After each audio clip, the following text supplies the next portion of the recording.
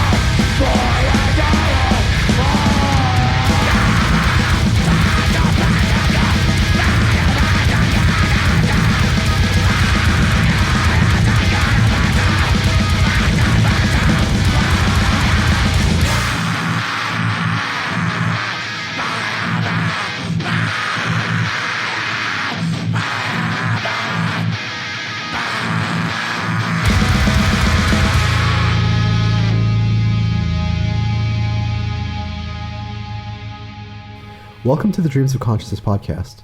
If you'd be so kind, would you mind introducing yourself? My name is Kshitiz Moktan. I play guitars in Chepang. We have a new record coming out with Relapse called Jhyappa. Thank you. And Kshitiz, you were on the podcast back in 2020. We had a long conversation about the history of Chepang. Yes. And your history leading up to the release of the Chhyappa record, yeah, as well as the way you guys write songs. I am curious, though, at the end of the podcast, you said that you don't consider Chepang a grindcore band. If you don't mind, how would you describe Chepang's music? What is Chepang? Chepang, I would say, we are called a grindcore band, but essentially our music touches different other forms of music. Mostly, I would say, improvised, dynamic. I don't have a word, like a definition for it. You know what I mean? Extreme improvised music is something I would probably say of the music that we play. Okay. Out of curiosity, what would you say grindcore is? Grindcore is essentially an extreme form of metal music, right? Metal and punk music fused together.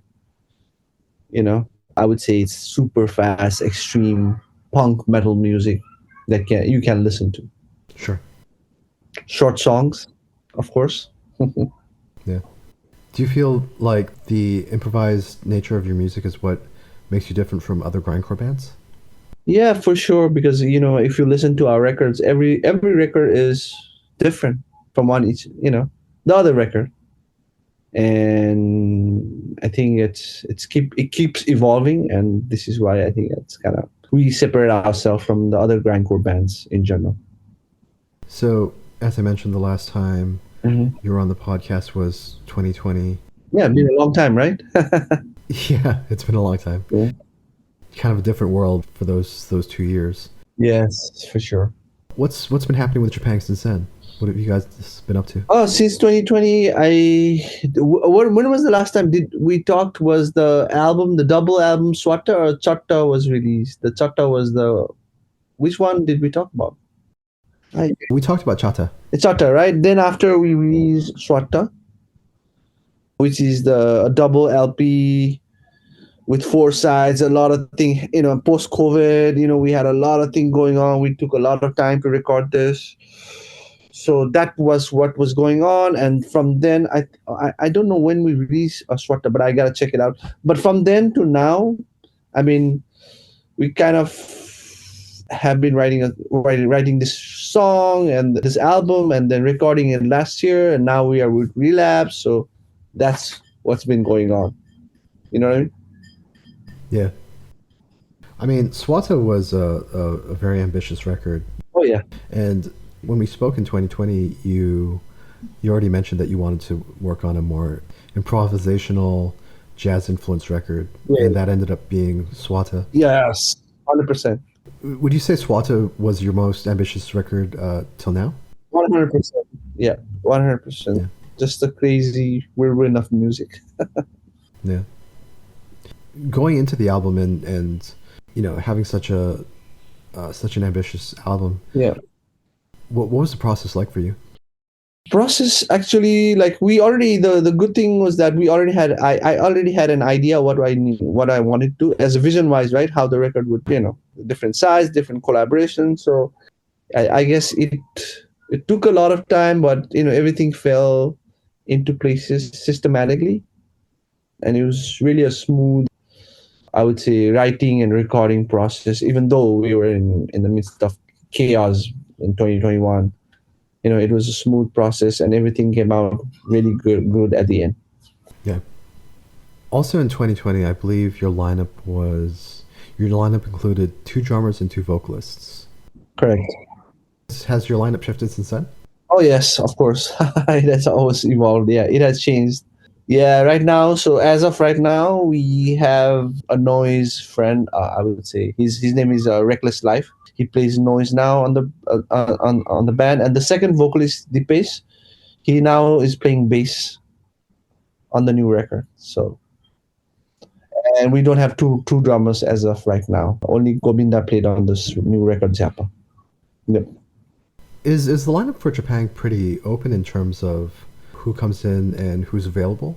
Absolutely. We call ourselves collective for a reason, you know what I mean? So anybody could come, chime in and put their own dynamic twist to the music. So we are open to that. So we have a lot of friends that we collaborate with. They are part of Chepang as well, in some songs, in some format, in live music. So that's like a thing with Chepang.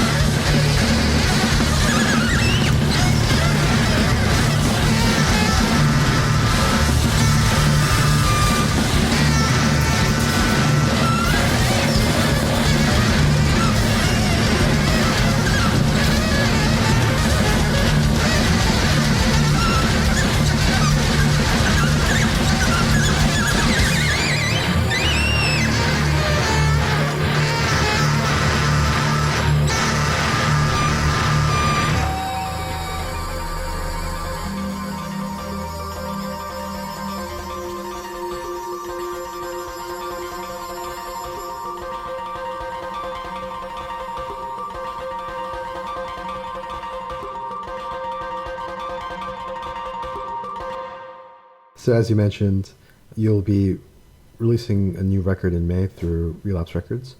Would you mind Mm. saying the name again for me? Jhyappa, Jhyappa. Jhyap, Jhyappa. It doesn't really mean anything. It just means boom, like at once, like here you go. Sort of slang word for Nepalese. Yeah. When did you start working on this album? Essentially, I think the first couple of songs were written during the sessions when we were recording the other record, last record. Then I think we finished up everything by, I would say, roughly around spring of 2024, and then recorded it in June. So between, I would say, June 2023 to June 2024, everything was done. It took about a year, I guess. So I think from start to finish, this album is about 20 minutes. Yeah, There's with the sample, without the sample and everything, I think it's like more like 14 minutes or 15, something like that. so there's 9 tracks, including an intro and an outro. Yep. Coming out of Swatta, which was quite ambitious and a double album and the longest release that you've done up to this point, Yep. did you want to do something that was much more simple and kind of back to basics? Yes, you hit, what do you call that? The nail on the coffin or something like that. Yes, exactly. That is what has happened because we wrote so much on that record. You know what I mean? Yeah. And we wanted more of a like to the point, back to basic, short and sweet record. You know what I mean? This is, and it's more focused in that sense. For the improvisational stuff that you guys do, how Mhm. much of it is written beforehand, and how much of it is done while you guys are in the studio recording? We have the basic, I mean, I would say 50-50. 50-50. Most of the skeleton piece of what we want is already figured out, but then 50% of it is like it goes into the studio and changes. You know what I mean? Because a lot of the times when the way you want to do songs, as soon as you hit the studio, it becomes different. Especially if you are talking about, collaborating with other, musicians and all. Like it slightly varies. So I would say 50-50 because you have to put in it's sort of dynamic. For the skeletons of the songs, do you do demos or anything like that? No, we don't do actually demos. The way we write is me. I write the sort of like the concept, and then I sort of write the riffs if I have it. Then I go to the drummer, and then we sort of collaborate, and then everything falls from then on. No demo. We just do videos and okay, this sounds good. All right, good. All right, the BPM sounds good. Let's go record. No demos in a recording studio. None of that. And at what point do the vocals come in? Once the songs are already recorded? Very very late, almost at the end. When you guys play live, how close are the live versions to the versions that you recorded?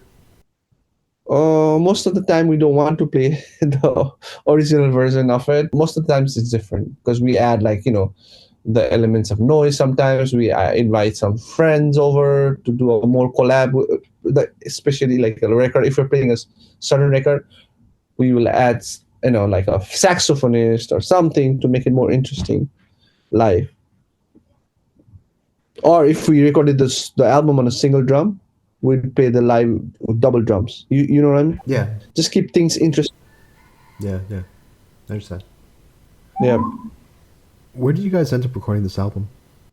We recorded last June with Kevin Bernstein of Developing Recording Studio, of also the band Triac from Baltimore.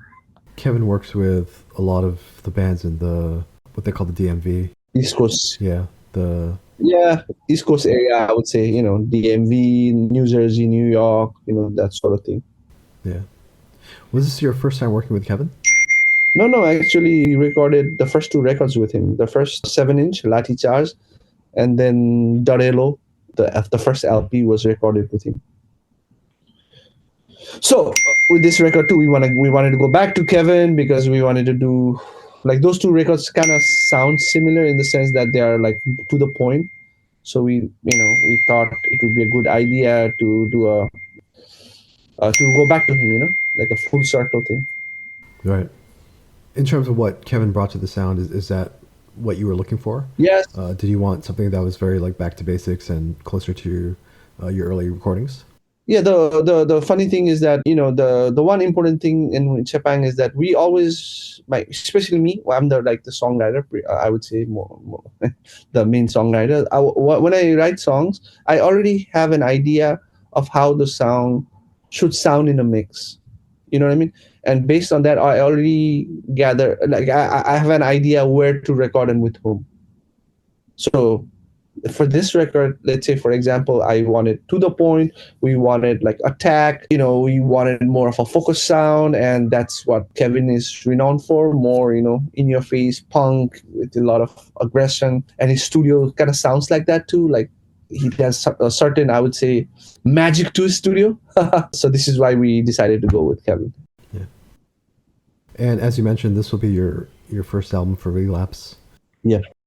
How did Relapse get involved with the release? Did you already know that this was going to be on Relapse when you guys recorded it?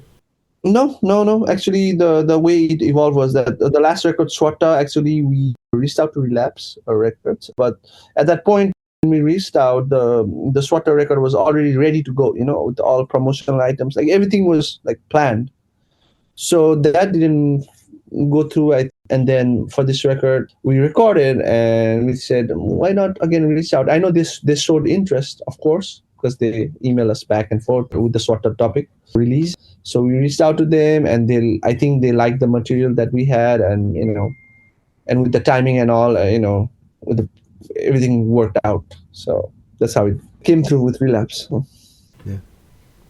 I mean, when I think of Relapse, they've had so many bands, sludge bands, death metal bands, whatever. Yep. But when I think of Relapse, I think of the bands like Nazim and Soylent Green. Yep. That they're releasing, late 90s, early 2000s. Yeah. Were you influenced by any of that stuff? Yes, definitely, right? You look at the history that they have done, the work they have done. I don't think, for me, it's interesting that, where they were before and now where they are, and I see they have not done a lot of grindcore releases, except I would say Big Destroyer, last record.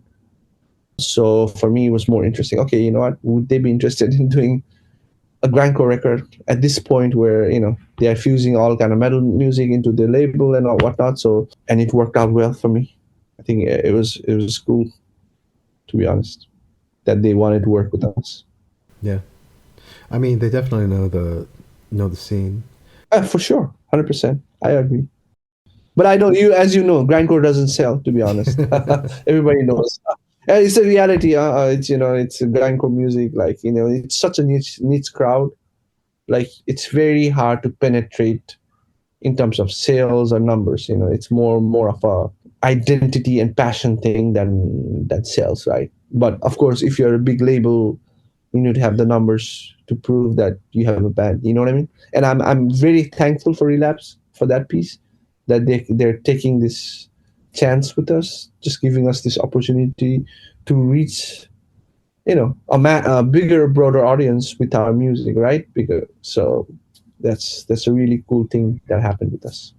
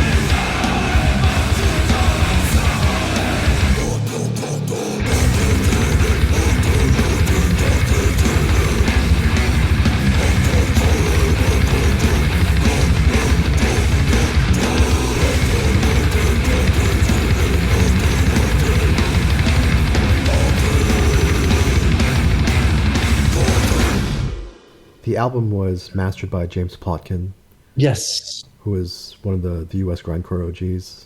Yeah. Does work with Old, among other bands. Yep. How did Plotkin get involved with this? Okay, I think we kind of piggyback off what Kevin wanted to do, like Kevin Burston. He recommended plot. There was a couple of mastering people he recommended to us, and one was Plotkins, of James Plotkins. And then we reached out to him. We loved his all the records he has done, like mastered. We love it, and he was willing to do it, and that's how it came to be. Basically, Kevin's recommendation. Yep, Kevin's recommendation for sure. Okay, cool. I'm obsessed with the last Old record that Plotkin did. Which one? It's called Formula. Oh, I don't know. Oh. It was for the band Old Lady Drivers. It was the last record that those guys did. Ah, right. Okay, okay. Yeah. I'm obsessed with his own the band Phantom Smasher. You know that band? I'm familiar with the name. I don't think I've heard their albums. Yeah, I think it's him and Dave Woody from Discordant Texas. Oh, cool. It's synth grind, like it's crazy. Like Yeah. Yeah. Yeah, Old was kind of going in that direction too. okay, A cool. lot of like atmospheric and keyboard stuff.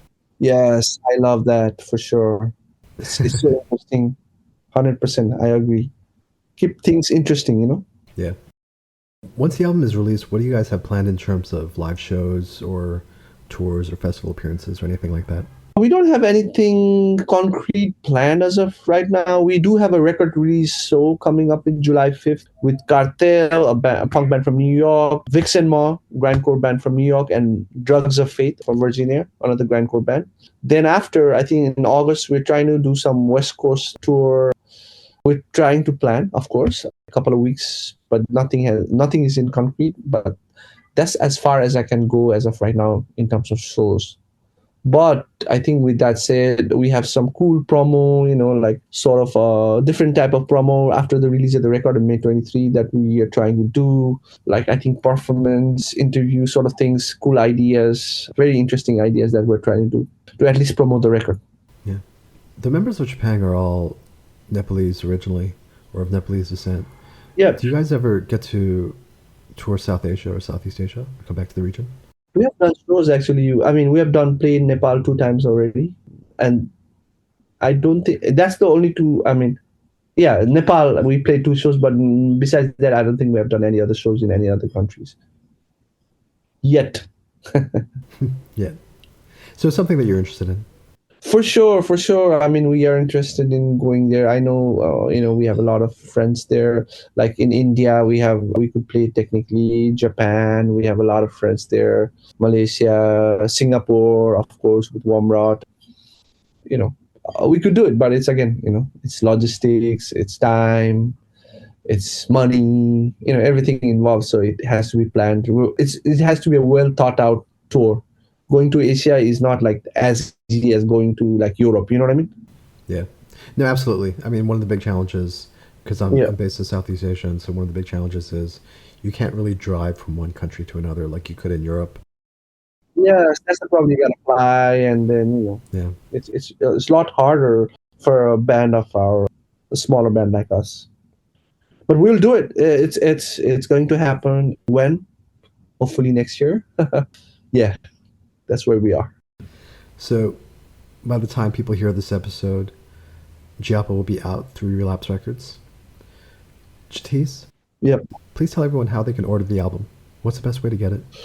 The best way to get on into is, of course, Relapse. You can go to relapse.com and buy it. We have tapes, we have CDs, we have a special t-shirt, and we have 3 versions of vinyl. You can also order it through our Bandcamp page. We have 1 version of the record, and I think CD, tape, and T-shirt as well there. So 2 avenues for you to make us rich. How's that? The 3 versions of the vinyl that you mentioned. Yeah. So I don't know how many of those will be available when this episode is released. But do you want to say anything about the 3 variants? Yeah, I think there is. I mean, I don't have like out of the top of my head which one is like very limited versus which one. but I can tell you that they look cool, and we kind of work with Relapse on how it should look in terms of the colors, and be it the splatter or whatever, and how it would like really, what do you call that? There's a word for this.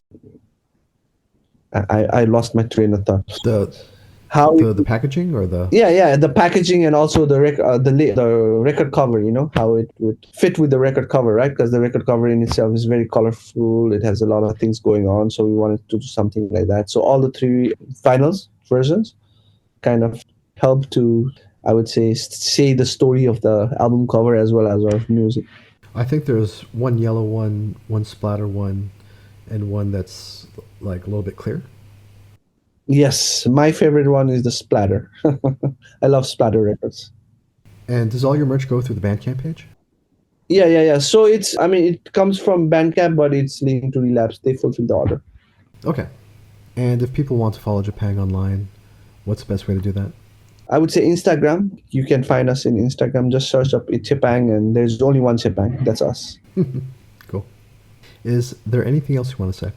No, I would just like to say thank you to, again, you, of course, Adrian, for having us, and to Relapse for making us a part of their family and roster, and to all our friends and family who checked out the record, the first couple of singles, and to the new ones who will follow suit and become our new family and friends. Thank you again. Thanks, Kshitiz. Tell Richard from Drugs of Faith that I said hi. Yeah, for sure, for sure. I will, I will. He's a cool guy. Yeah, the grandfather. The grandfather, exactly. Yeah.